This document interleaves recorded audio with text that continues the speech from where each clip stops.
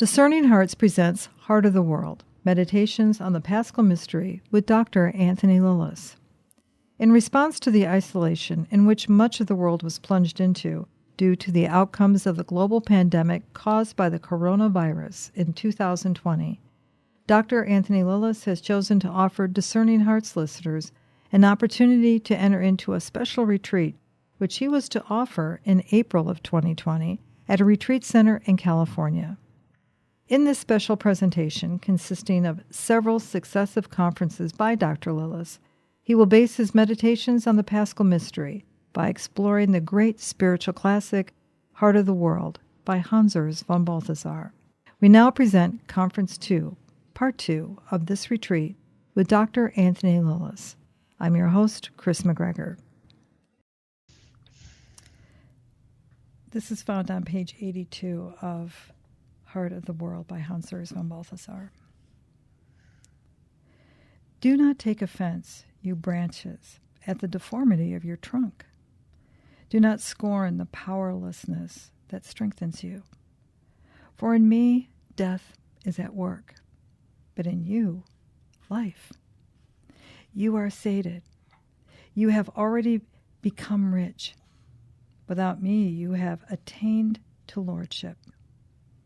Were it only true lordship, then could I reign in you. But while you are strong, I am still weak. And at the same time, as you make a show of your honors, I am despised. To this very hour I suffer hunger and thirst, nakedness and blows. I am the homeless one who slaves away at the work of his hands. I am the accused, one who blesses, the persecuted, who bears it patiently, the slandered consoler, the world's refuse. Still today, as always, I am the draining dishwater in which you all wash. And just as you despise me, so you despise my disciples and emissaries, for in them also the same law of weakness is at work. And because all life has its origin in impotence, and even in disgrace, I have appointed the last place for them, as if they were evildoers condemned to death. But just as I live from the power of God after being crucified in weakness, so too will they prove themselves to you to be alive in me with the power of God. For look, in them my life has begun to circulate and to bring them to ripeness as my firstfruits, just as a strawberry plant sends out long shoots which soon form roots and finally produce a new plant. So too I have multiplied my inner center and established new centers in hearts sprung from mine. My children become fathers, and new communities blossom from the blood of my apostles' heart. For my grace is always fruitful, and my gift it is for you to pass my grace on. My treasure is to be found in prodigality, and only he possesses me who gives me away.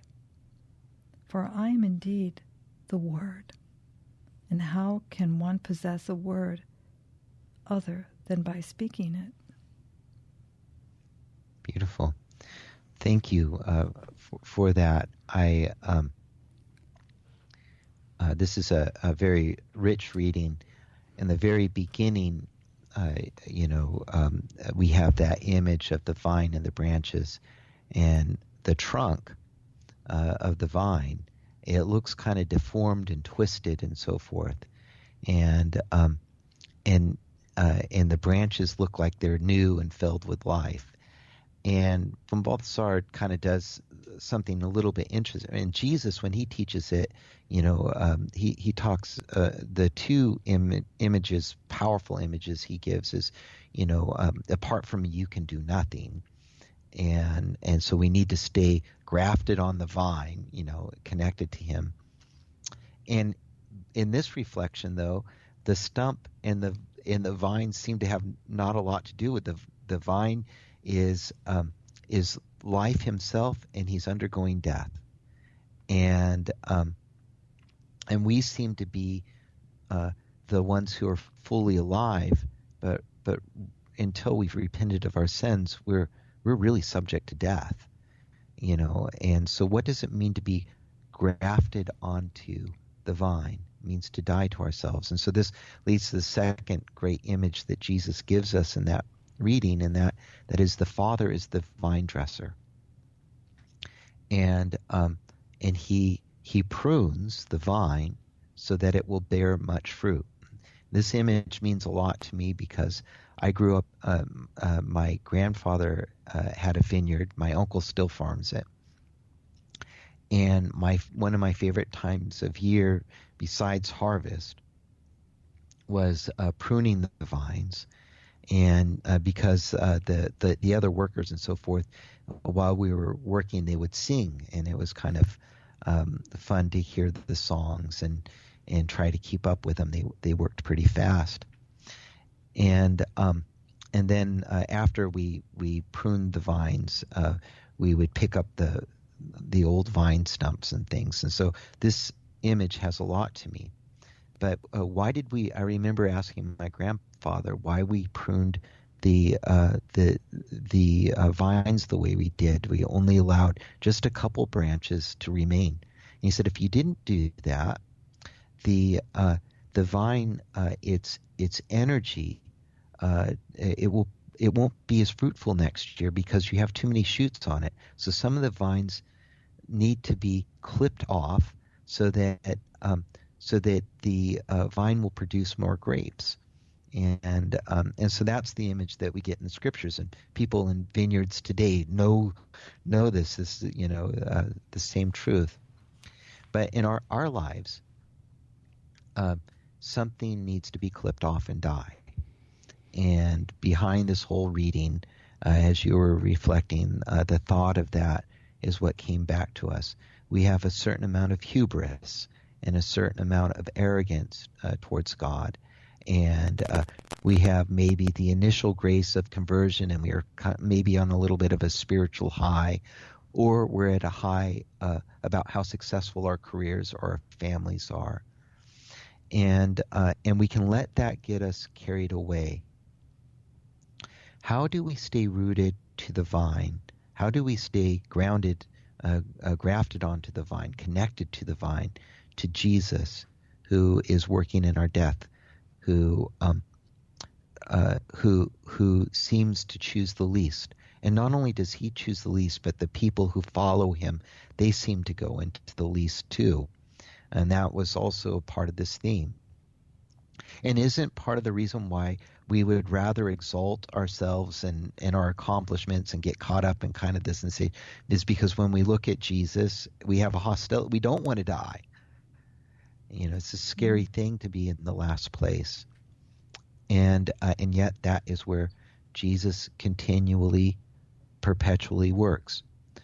Right now in the pandemic, my heart goes to the homeless, who some of whom are like the homeless in this reading. They're homeless people who do work, and who this thing is just causing them all kinds of disaster. Some of them are suffering with drug and alcohol addiction and mental illness, and other things that just don't allow them to connect with society, and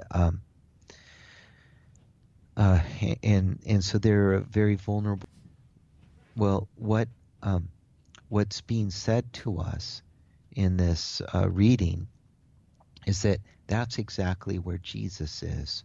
My heart is always amazed and moved by the missionaries of charity, who even in this pandemic, they're still ministering to those to whom nobody else will minister. They boldly go where nobody else will go. Mm-hmm. And they have learned this lesson that's in this reading. They have learned to dwell where the word is, and not to worry about what others think or the inconveniences or what's uncomfortable. Instead, all they worry about is Jesus, and they want to be with him as he works out his dying in the world. As he works out his dying, as the mystery of his cross plays itself out in the world, this is the source of new life. It's hidden.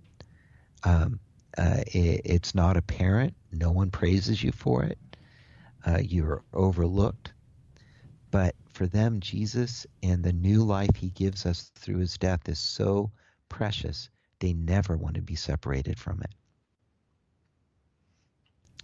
So that was kind of my thoughts on this particular reading. And what I'm hoping those who are on retreat will be able to do is go to that reading today at some point and look at that reading of Jesus the vine, Jesus the vine, and we are the branches, and think about what we've heard you read. What in me needs to die so that the Father can be more fruitful? Or what has died? And am I able to let that go? Or am I resentful towards God because it hurts so much? Or have I let myself be discouraged because something that I thought was so important, God has suddenly taken away from me? What if that thing, whatever it was, needed to die so that the Father in his love could be more fruitful in you? And so think about what that thing is. Make the effort in your heart to surrender it to the Father and his love through Jesus. And then watch what the Father does. Watch the fruitfulness he'll produce in you. Did you have anything that popped in your mind when you read this passage, Kris? Well, a lot of things were popping in my mind and in my heart. One of the things that I might offer to you, Anthony, maybe there's a soul out there who feels that they have suffered a death, that there is something in their life that has been destroyed, that they are in that place, and yet there is so much pain, it just brings on tears. Okay, I'm a vine, but you had me growing in this area. Now I am reduced to this, and how can I possibly be fruitful? Maybe I'm alone in my house, in my apartment, wherever I'm at, and I am too frightened of the world to be able at this point, because what I thought was how I was supposed to go, my decisions were all wrong. My discernment was all wrong, apparently. And the next movement is a frightening one. How do I step? Because I can't make a decision. I was wrong. I thought God wanted this, and this happened. Does that make sense? I mean, sure. I would say if somebody's kind of dealing with that right now, the first thing is to give yourself just a little bit of time. This is where mental prayer is so vital. Something like this happens, and you need to pause over it, and you need to ask the deeper questions. Why was God not allowing this to be fruitful? Why did it all explode in my face? And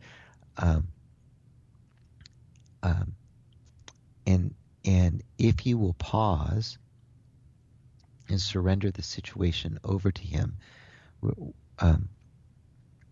Jesus wants you to be fruitful, but he can only let you be fruitful to the extent that you are joined to him in his death. And so you're being invited to make a great act of faith. But making this great act of faith, you can't generate it. You can't like, listen, okay, I heard the retreat conference and I'm going to, make this heroic act of faith and get back in there and fight. You can't do it like that. It doesn't work. It takes time.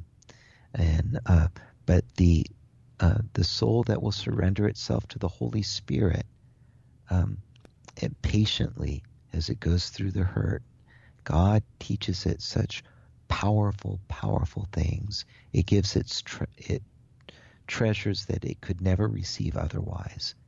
And that's part of the reason then for the silence.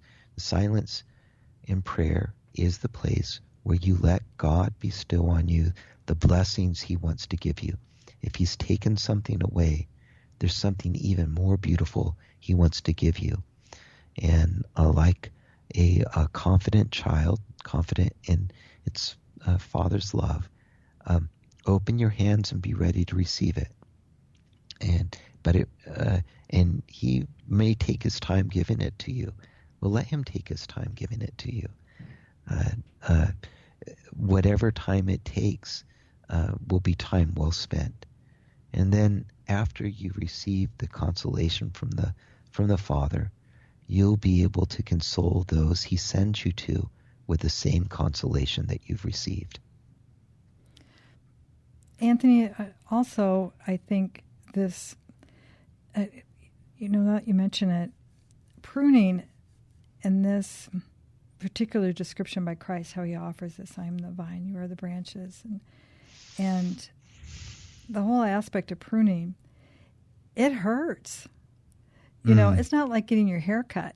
I mean, if we've been pruned of something, it's a severing. I thought this was supposed to grow that way, or I was happy things were moving out. I thought I had this beautiful, I was growing in all these different directions, and boom, boom, boom, and I think that's where some of us might struggle with the idea of being pruned by God, because the hurt is so strong that for some, that the pain of that, you are, first you struggle with it, and you cry, and you're angry, and you're all these other things. And when you realize that God is involved in all these things somehow in the great mystery of whatever may have happened, even in the unjust things, he's present with us in those moments. We're afraid to cry out to God and say, why?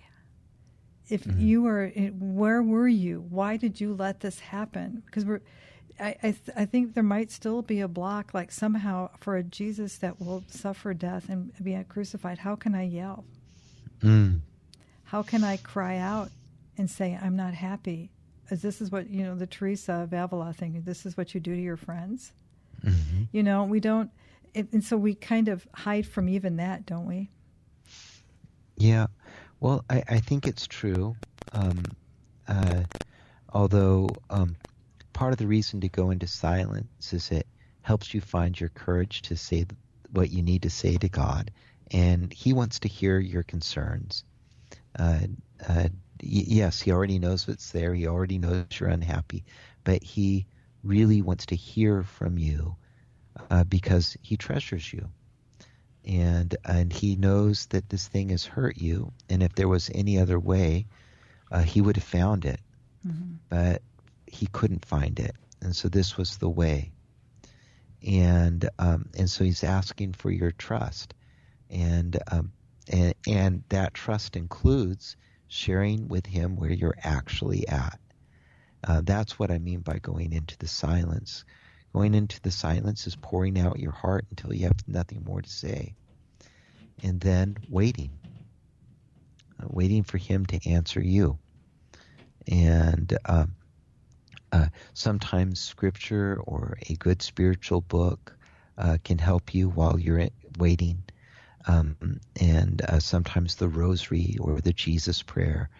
There's no strict rules on how you might wait on him. But pouring out your soul is something that is beautiful and appropriate to do. But pour it out to your loving Father. And while you're pouring it out, even though it doesn't seem like he loves you, and even though it just seems like he's so rough and that he and what he's demanding is too much, trust him anyway. Trust him anyway. And if you do, that there is a consolation that comes, and the consolation that you receive when you receive it is worth so much more than what you've lost, and even the sobering pain. But I've seen souls just almost in shock after something they've encountered, learning to trust God, learning to be to enter into the silence, learning to pour out their heart. This is part of their great act of faith. And when as they do that, a greater joy is given them every single time, and the more wonderful work that God is able to accomplish in them is able to happen. I'm thinking right now about a great mystic I met in Rome when I was a student. I left to go to Rome. There were a lot of things in my life that were kind of up in the air, and I was struggling with my faith and so forth. But I went to Rome as an act of faith, and I kind of assumed, because I was making an act of faith, that when I got to Rome, everything was going to work out. I had made arrangements for a place to stay. I had saved up so much money to be able to go to school and pay rent and all of these things I had kind of planned and prepared for, and I was excited. Well, I get to Rome, and I go to the house where I'm supposed to stay, and the priest opens the door, and he goes, "Oh my goodness, you came." And oh no. And he said, I didn't think you'd actually come, because a lot of people say they're going to come and they don't come. And so I didn't realize you were serious. And so I rented your room out. And but let me take you down to a pensione where they can put you up for a couple weeks until you find a place. And so I did that. We walked through cobblestone streets. He was helping me carry my bags. I'd packed everything for several years of staying in Rome. And I get to this other house, and it's the Ukrainian patriarch, exiled, is living there with these Ukrainian nuns from Brazil. And all these kind of exotic pilgrims in this kind of pensione. It's just off this little plaza called, in English, it's called the Plaza of the Gypsies, and there were gypsies just outside this thing, so it was totally Rome. And anyway, I was there, and kind of I realized I didn't have enough money. That I didn't have a place to live, and a host of other things that I'd hoped were going to go one way were totally going the other. I was hoping for a scholarship, and I got word that the scholarship that I thought I was going to get, I wasn't going to get, and all these things just totally went wrong. And in fact, I'd eventually wind up homeless for a little while, but that's another story. But at this stage of the game, though, I was at a critical thing because I was tempted to pack up my bags and go home. But a priest said, I think God has sent you here, and I want you to meet this great mystic. And this woman was the prioress of these Russian Byzantine Carmelites in Rome somewhere. I've never been there since. I owe this woman so much. And after evening prayer, she sat me down and she said, I can see that you're thinking about going back home, and I have a word from the Lord for you. And the word of the Lord is, no one is sent by God to Rome except for a very grave purpose. So you must not be discouraged, but you must stay and persevere with the work that God has given you to do. And then she told me her story. And in her story, she had been a contemplative in Canada, and her community went some directions that just unsettled her, and she didn't know what to do. And she had this nice, beautiful, contemplative life, and that was completely taken away from her. And then she was invited to live in Rome, and she lived in a tower in Rome for some time, unknown, begging on everybody's good gracious. She had been invited by a cardinal, and cardinals began slowly to go to her for spiritual direction, but which eventually led to her becoming prioress. But in the beginning, when she was first in Rome, she thought it was a mistake. She thought her whole life was a mistake when she entered the contemplative community to begin with. When she went to Rome, everything seemed to be totally falling apart. And this was the church in the 1970s. It looked like the church was falling apart too. So why am I here in Rome? What am I doing? And have I made a total mistake? And she shared with me that in prayer she had also heard the voice of God calling her to stay with him here. And that's when the cardinals, more of them, began to come to her and seek her spiritual counsel. And eventually one of them gave her the responsibility of this Carmelite, Russian Byzantine Carmelite monastery. And when I heard her words to me, it gave me courage again, that even though the branches of my life that were in California and with my friends and with my family, the way of life that I had wanted so much had all been cut away, God was going to make me fruitful in a way that I could not ask or imagine if I trusted him and persevered in the task that he gave me. And that would be my answer to people who find themselves in the similar place. Something's been taken away from you, and you're in this place right now, and it seems that you have a decision either to kind of run away from it and try to grasp for something from the past, or in fear to never try something to serve the Lord again because everything failed so miserably. And fearfulness and brashness and nostalgia, these are not the way forward. The way forward is to learn to love right here and right now. And the first moment of that love is to trust, is to love God, to trust in his goodness, to trust in his goodness enough that you pour out your heart to him. So that was part of the story of my journey to Rome. In concluding this particular portion of our conference, Anthony, as you were just saying that, I think it's important for people to remember, as you said, you're not going to get your answers right away. It takes time. Sometimes to understand what it is that God is doing, and to be able to give yourself that, particularly now during this incredible period of grace that you've just now entered into by not only the Holy Week that we're experiencing, the Triduum of 2020, but no matter where you enter into this, how would you have them approach this moment?